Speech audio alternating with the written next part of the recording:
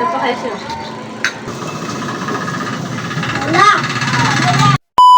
Kumusta kayo mga lods? Nandito na ulit si Aka!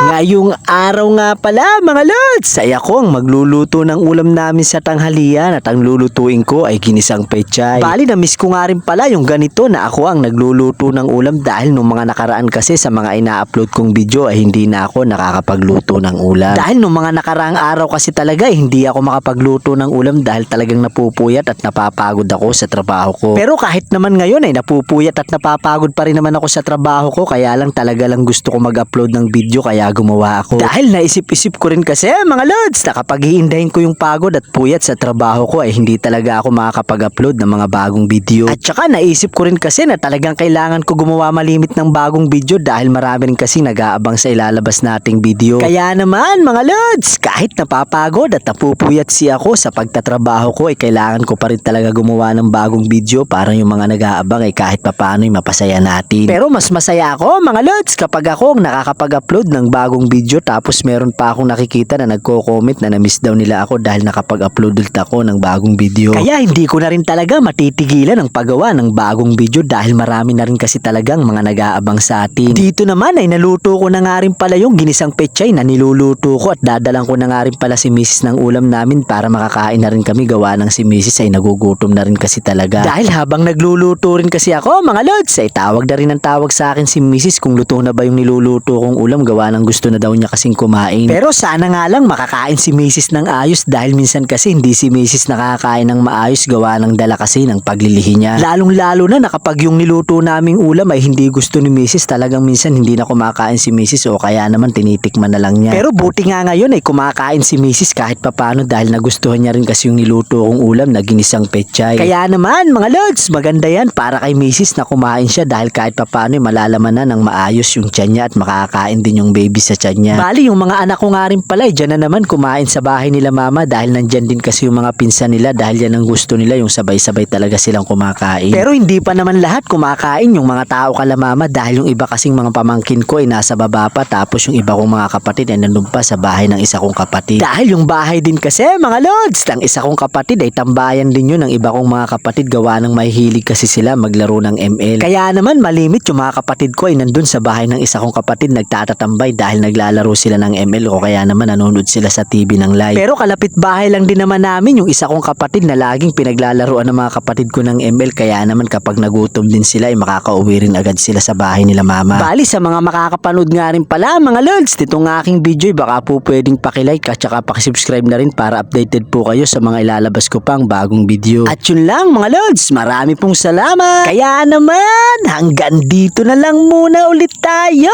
mga lods. Bukas na lang ulit magpapaalam na siya ka.